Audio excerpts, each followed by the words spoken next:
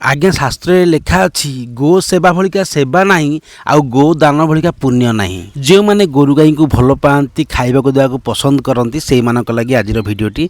आज्ञा मो घरे गाई रखी गाई मुहरे आज्ञा क्षीर थाए। साधारणतः भाव में लोक मैंने भावती गाई काले चुनी चोकड़ खाईदे भल क्षीर दब कि आमर क्षीर दुआ सरला गाई लगी स्पेशल घास आसे से घास आज्ञा आम बाड़ी पटे करूँ। देखिपे बर्तमान समय मोर जो आज्ञा गाड़िया अच्छी गाड़िया खरा दिन सुखी आसिले आमर से बहुत घास हुए। बड़ भाईनाकर मोर बड़ बड़ घरे कुंड रखीचु आउ से कुंड नहीं कि जीवु केते घास आमर होता है काटिकी आणु। गाई रखीचे मैंने आज्ञा आज्ञा तो सेवा सुसा करा पड़ो ना। से मैंने ए घास खाइला आज्ञा से तो भारी खुशी लगे आउे जो क्षीर देवे से भारी चिकन हुए।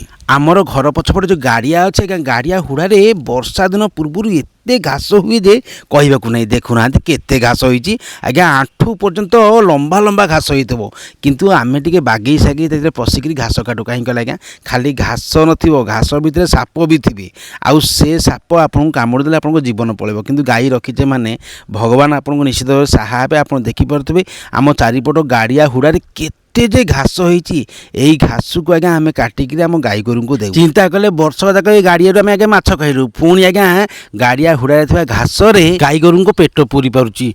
तो यही आज्ञा आप जापे गाड़िया यदि आप रखिथे आपंकर केते फायदा। मुझे अनेक समय देखी मंदिर पाखे लोक मैंने आसिक से कौन करते आज्ञा घास किणिक नहीं गाई गोरु को खुआती। किंतु आज्ञा आम ये गाई गोरु लगी घास करूँ जो घास को आज्ञा नहीं गाई गोरु को खुआऊ देखु पारे तसले घास हो गला। बर्तमान समय मुझे नहीं रखी आउ भाउज गाई दुही सारापर ये घास सब गाई गोरु खाइबे। आज्ञा गाई गोरु ये घासर बास्ना बारीदेवे से एत खुशी हे कहूँ नहीं। देखिए मो कुंडा नहीं रखीदेवी सबू तक गाई बुलिकी चाहिए। या भाया शांति आज्ञा जीवन में आपड़ पाइबे। जी चाषी घर पिला हो से निश्चित भाव में ये दृश्य देखला भारी खुशी हे। देखुना आसिक घास थुआ हो गाई सेपटे जानी जानी घास आसी पहुँचा बड़ भाज कले तुम ये घास पकाओनी मुह टे गाई की क्षीर पाखु आणे तापर तुम घास पकेब।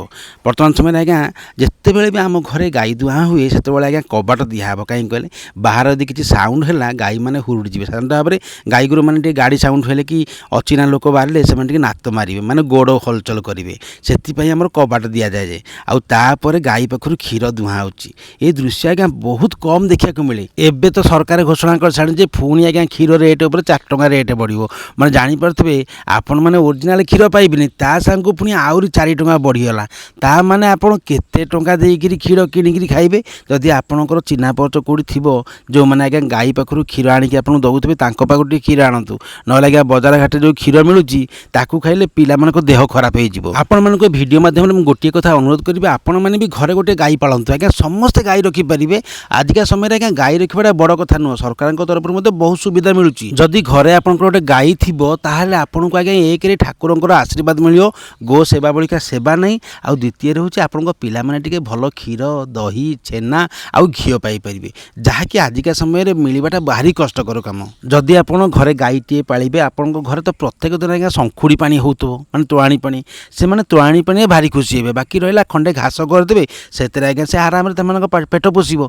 बास बर्तमान समय गाई दुहा सरला आमर देखिए बर्तमान समय केमिति आम आणिकी घास खुआला से केते खुशी हे। आज्ञा मुझे ये कम कर आपण मैंने कहीं कम न करें कहले थरे काम काली मन को पाईगले तापर आज्ञा ये आपन गोटे निशा भलिका हो आपड़ चाहिए तोआणी पानीटे हो घासटे हो मो गाई गोरु टे खाइबे। गोटे कथा आज्ञा आपण मानक कहि आम घर टिके तोआणी पानी हेले भी तले इड़ा हेबनी किंबा परिबा चोपा बाहर फिंगा हेबनी से सबू को साइतिक रखा आम गाई गोरु खायापी। तो से आज्ञा आमको भारी खुशी लगे गाई गोरु रखापी। देखिपारे आम घरे आम गुहाल साधारण भाव में आम 4-5टा गाई रखीचु। जदि आपण मानकु गो सेवा करने भल लगे ताले आपण मानक मतामत कमेंट माध्यम जनइबे। हाँ अन्य मानक भिडियोटी शेयर करूँ जहाँफल कि आज्ञा समस्त टिके गाई गोरु रखापी पसंद करेंगे जहाँफल कि आम हिंदू धर्म में कहती गो दान आ गो सेवा भलिका सेवा नहीं समस्त घर यदि गाई गोरु रही पारे आमर आज्ञा आग भलिका जमी आम आगुरी क्षीर पाऊले सेमती क्षीर दही छेना पाइपर समस्त आज्ञा खुशी रही पारे। शेष में एति कहि आपण मानक आपण परिवार को भगवान बहुत खुशी रखु। रोचे आज्ञा नमस्कार। जय जगन्नाथ जय गोमाता।